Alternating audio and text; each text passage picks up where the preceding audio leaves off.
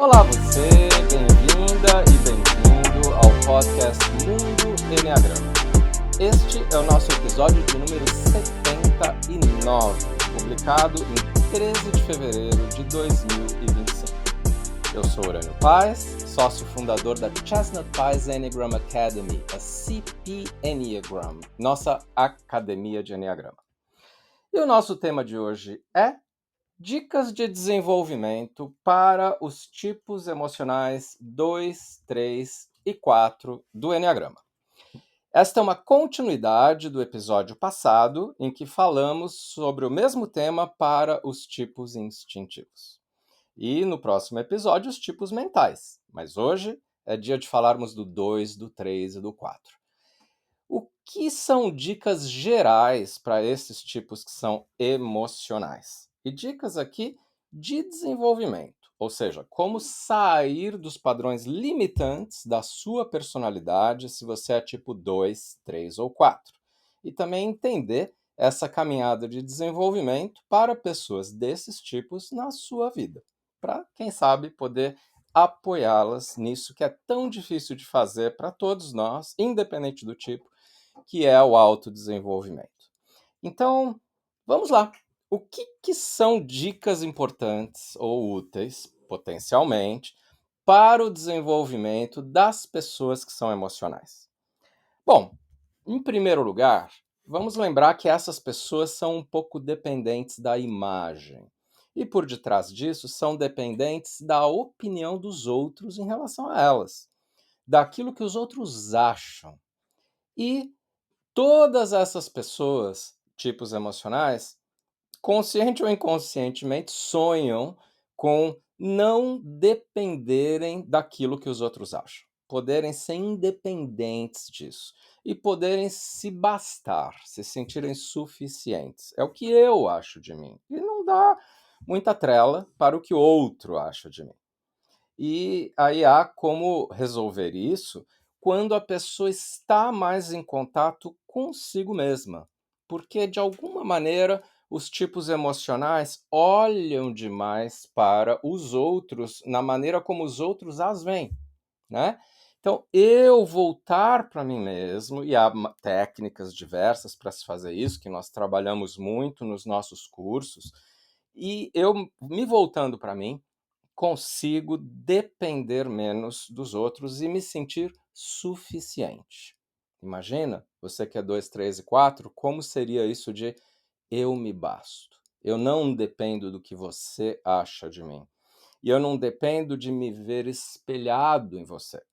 Por outro lado, uma dica de desenvolvimento importante é saber que para você se olhar, você precisa um pouco do outro, mas não como reconhecimento do outro, e sim como espelho. Eu preciso me espelhar no outro. Isso é uma coisa natural para todos os seres humanos, mas mais importante ainda para quem é tipo 2, 3 e 4. Eles conseguem olhar para si mesmos quando debatem algo com outra pessoa, a partir do momento que estão se conectando, se relacionando, né? São tipos, em geral, um pouquinho mais relacionais, com algumas exceções. Às vezes o 4, por exemplo, o 4 autopreservação, pode não ser tão relacional assim, mas em geral estar com outra pessoa para me olhar no espelho é importante. Então, receber feedback, receber reafirmação, alguma coisa de o outro me fale alguma coisa que está vendo. Esses tipos precisam, por exemplo, de feedback positivo ou de feedback que é construtivo, mas com delicadeza. E, por um lado, precisam disso, por outro, podem desenvolver a partir daí essa capacidade de olharem para dentro para dependerem um pouco menos disso. Então aí temos um paradoxo que depende um pouco do ponto de desenvolvimento que essa pessoa, ou você, do tipo 2, 3 ou 4, se encontra. Outra dica de desenvolvimento é balancear um pouco mais essa energia emocional muito forte, inclusive para quem é tipo 3, que vem as emoções, mas ele contém, mas ainda assim ele é emocional. Então, balancear essa energia tão forte com energia do corpo e energia da mente, né? Um pouco mais as sensações e os pensamentos. Porque essas duas outras energias vão ajudar a equilibrar essas questões emocionais que podem acabar sendo meio fortes.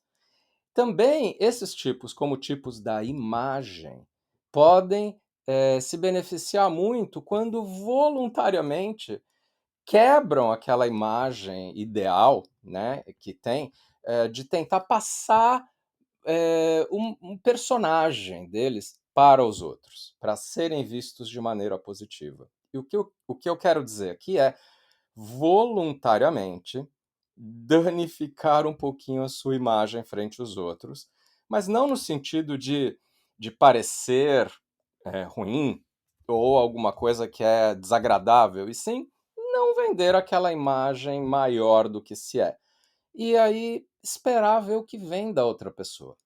Estou muito acostumado nos cursos e nos meus atendimentos, em ver que as pessoas que são emocionais, elas se surpreendem muito quando elas aparecem como elas são, de o quanto isso até impacta positivamente a percepção do outro. Porque os outros veem que tem uma certa fachada, uma certa imagem, uma casca, assim, uma superficialidade.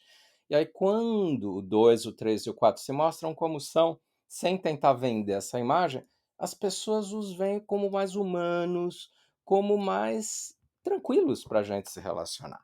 Né? Eu sei com quem eu estou lidando, né? Eu estou vendo mais autenticidade nessas pessoas, né? Que são emocionais.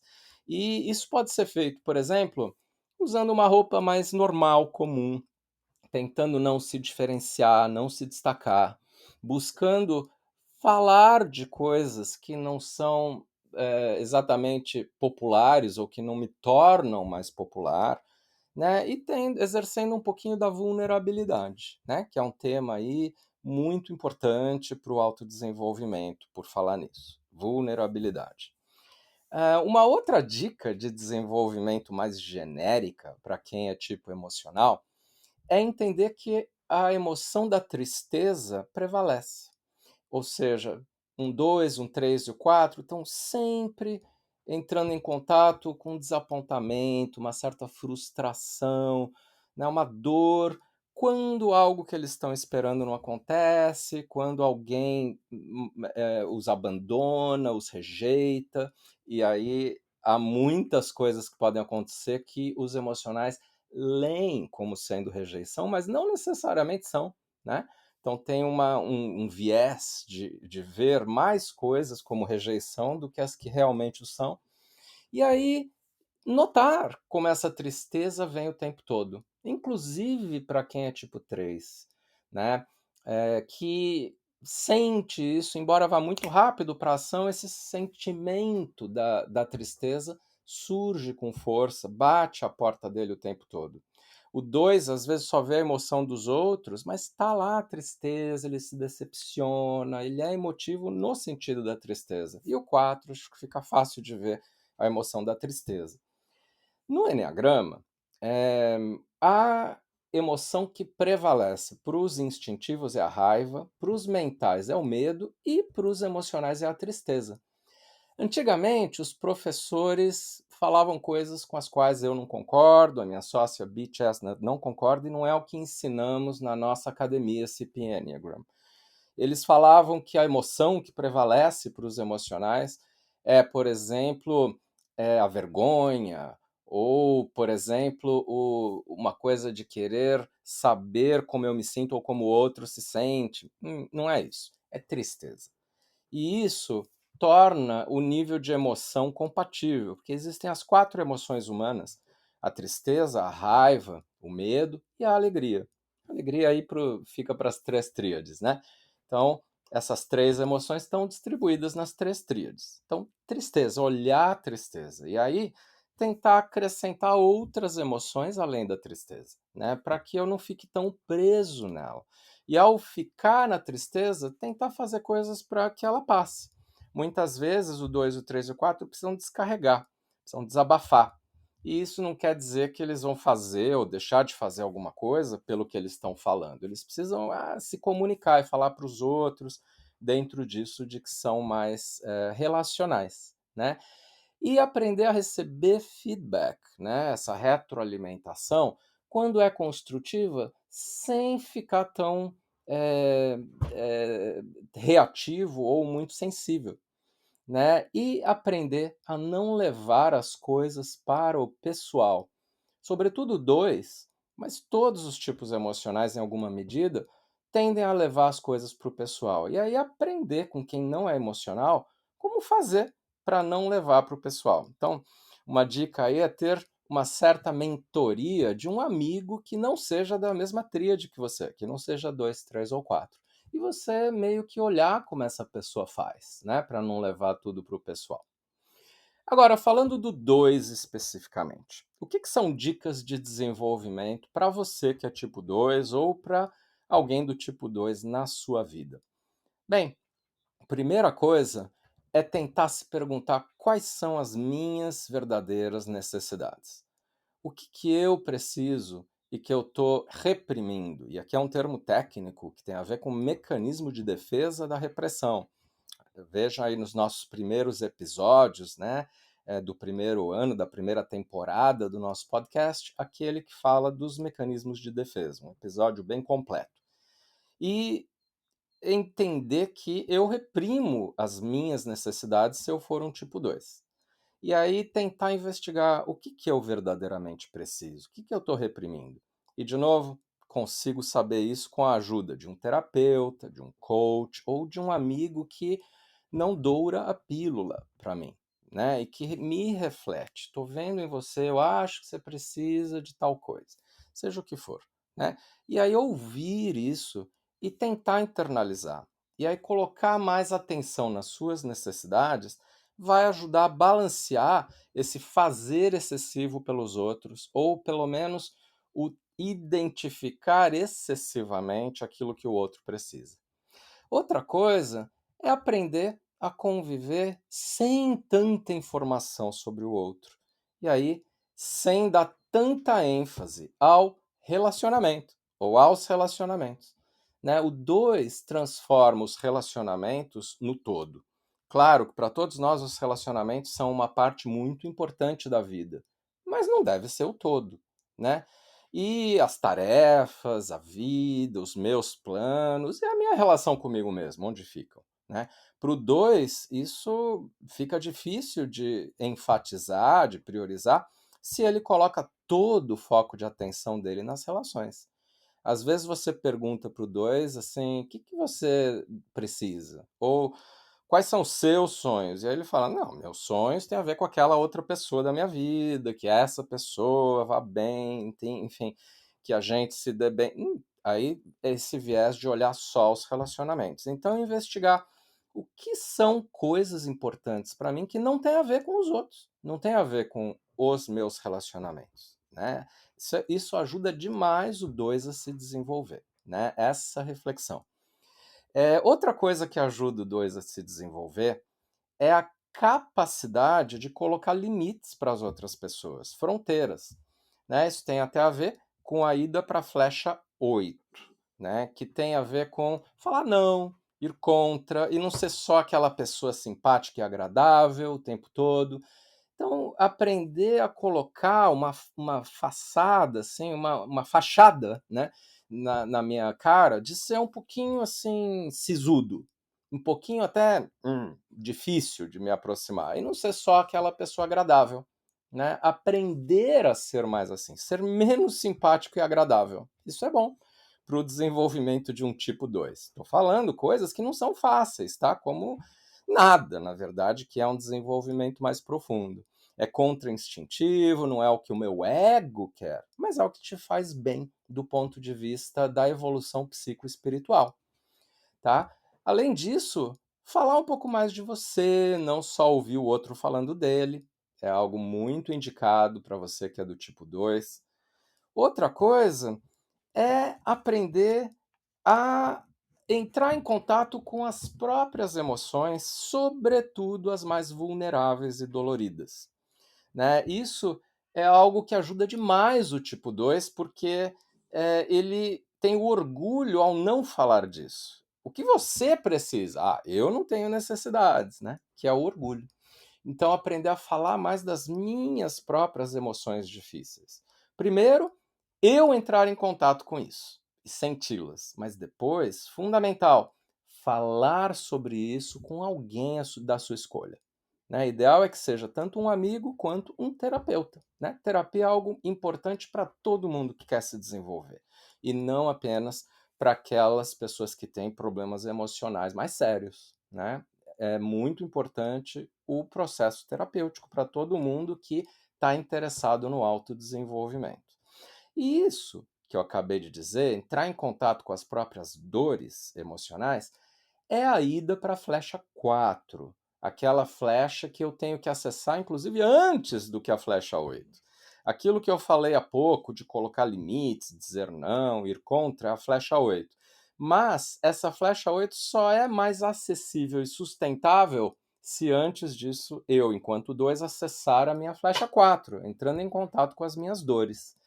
Então tem essa sequência, né? Primeiro, olhar para as minhas emoções doloridas e comunicá-las, como os 4 do Enneagrama fazem, com mais facilidade, e aí eu vou ter mais condições de fazer esse meu trabalho de desenvolvimento na flecha 8. Outra coisa de desenvolvimento, se você for um tipo 2 do Enneagrama. Observe como não é fácil para você admitir alguma fragilidade, que você não sabe alguma coisa, ou então até como você talvez não seja a melhor das pessoas para pedir desculpa, para falar aquilo que você viu que está errado em você no relacionamento com o outro. E comece a fazer um pouco mais isso. E assim, de um jeito que seja sincero e emotivo, e que tem a ver com você assumir alguma coisa que você está observando em você que não é tão legal, antes da outra pessoa fazer isso. Porque às vezes o 2 fica na dependência do outro fazer isso antes, também por causa de orgulho. E o 2 não tem muitas vezes a noção de o quanto ele não faz isso, né? Outra coisa é observando a manipulação emocional, que é muito forte para o 2, difícil de assumir, de ver, mas é muito forte. Conseguir ser mais franco, sincero, mais autêntico. Aliás, essas duas flechas, do 4 e do 8, são as mais autênticas do Enneagrama, e isso ajuda demais. Por fim, para o tipo 2, altamente recomendável pedir ajuda. Né? Ter a iniciativa de falar assim, isso daqui não está fácil para mim, será que você pode me ajudar? E às vezes o 2 fala assim, não estou conseguindo fazer tal coisa, mas ele não fala, você pode me ajudar? Né? Ele mais dá indiretas em relação a isso. E é muito bom para domar o orgulho pedir ajuda. E aí, ter alguém que fala assim, você está precisando de ajuda, é muito bom.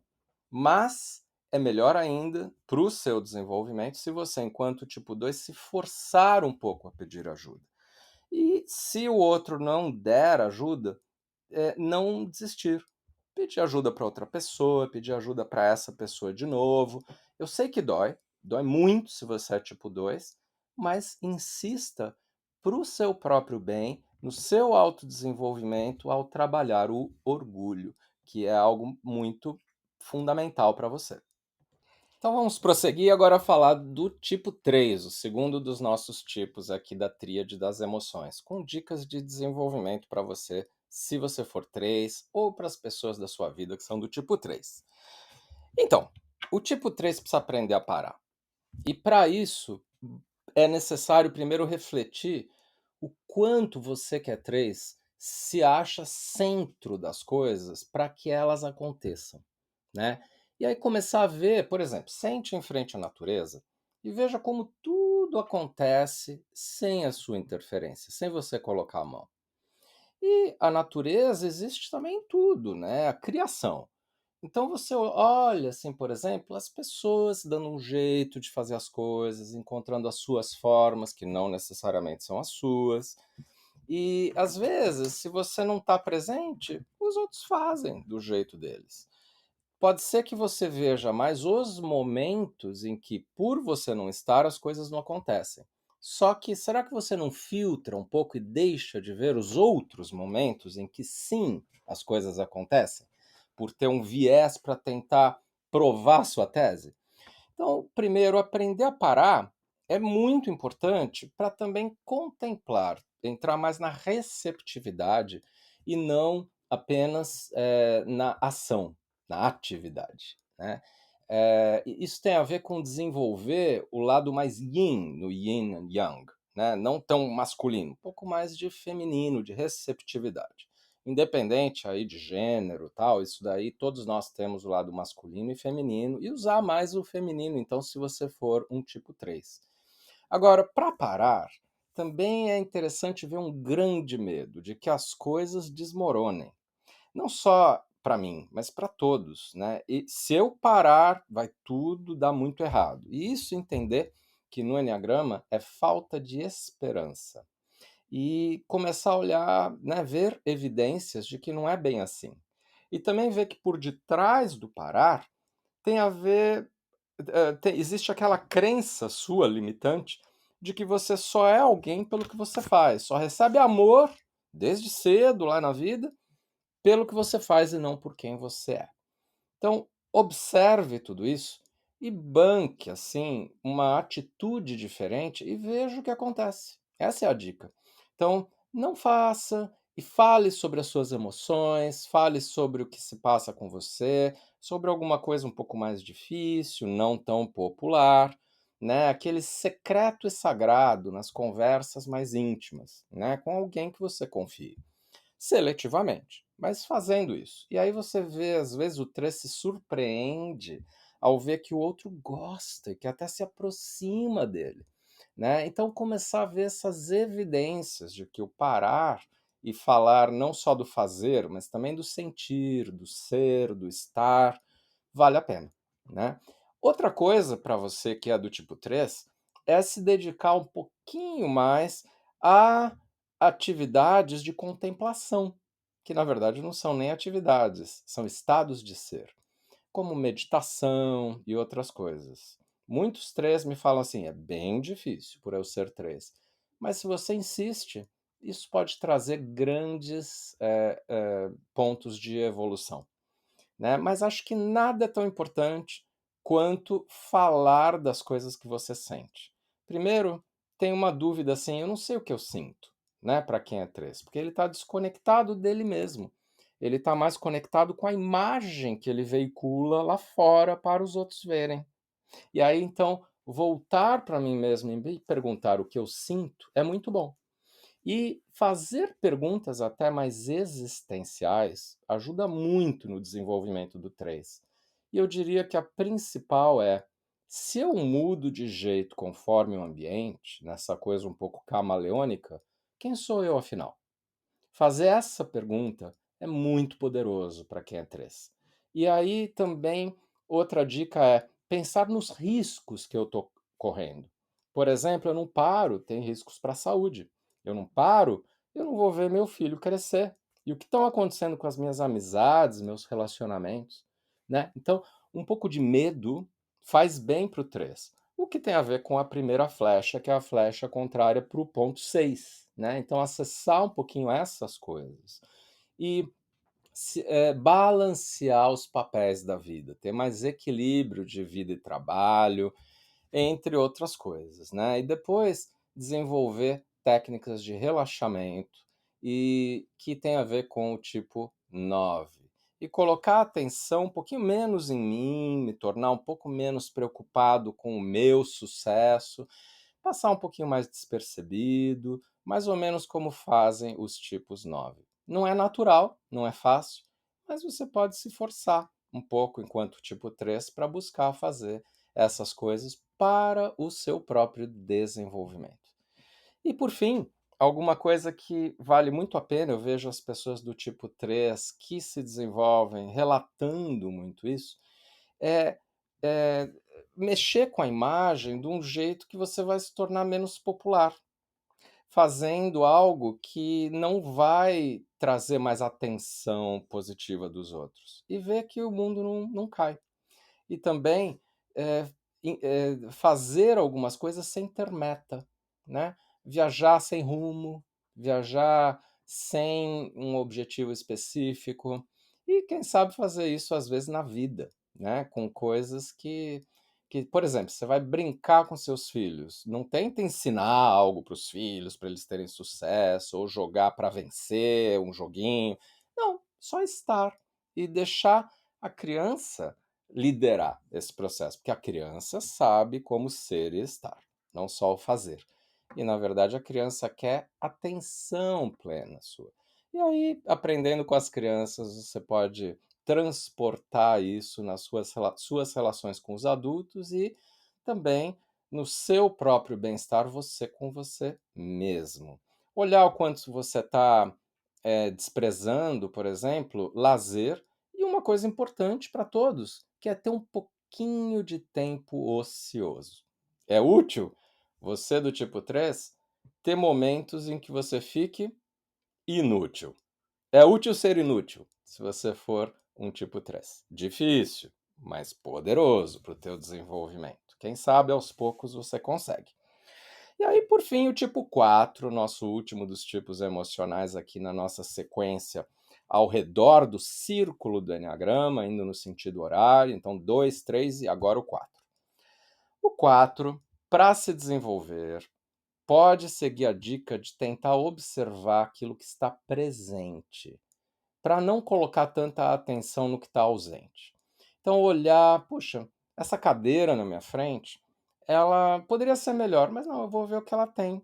Ela é suficiente, olha, tem o conforto dela, não precisa ser mais ou menos, e tá ok. Não quero mudar o design da cadeira, tá suficiente. Aliás, trabalhar com o suficiente, não com o que está faltando. E não só, por exemplo, na cadeira ou na decoração da casa, mas em mim. Então, eu não ficar focando naquilo que me falta. E tomar mais cuidado ainda com as comparações. Na hora que eu vejo alguém tendo um determinado sucesso, ou realizando determinada coisa, ou tendo uma relação assim assado, eu me comparo. E também essa comparação é comigo mesmo, em relação a algo que eu tinha no passado, mas hoje não tenho, ou algo que eu idealizava para mim, para eu chegar, e que está demorando, e aí eu me frustro. Isso tudo é comparação, que tem a ver com o que a gente já descreveu em outros episódios, com a paixão ou o vício emocional da inveja. Então, observar essas comparações. E uma coisa bem legal para quem é 4 é dar um pouco de risada da personalidade. Não é nem risada de você mesmo, né? É risada desse mecanismo. Ao invés de intensificar a dor, o sofrimento. E, aliás, leveza nessa risada. Leveza é algo que se busca se você é um 4, para não ser tão exagerado para mais, para menos, para sim, para não, para o sofrer, assim, pela dor e alegria, né? Chegar num meio termo. E aí começar a desenvolver interesse pela paz, pelo equilíbrio, pelo balanço interior e não pelas emoções intensas. Vê o quanto você define a sua vida por episódios de intensidade emocional e vê o quanto isso, na verdade, não te faz tão bem quanto você imaginava, né? E isso varia muito conforme o subtipo, estude o seu subtipo. Se você é autopreservação, é uma coisa que não é tão vista pelo outro, é mais um processo interior, e aí suportando cargas muito elevadas e que tem a ver com muita dor que você carrega sem reclamar. E aí, dica: se você é autopreservação, 4 autopreservação, reclame mais, coloque-se como alguém mais do lado da vítima, que você evita fazer isso.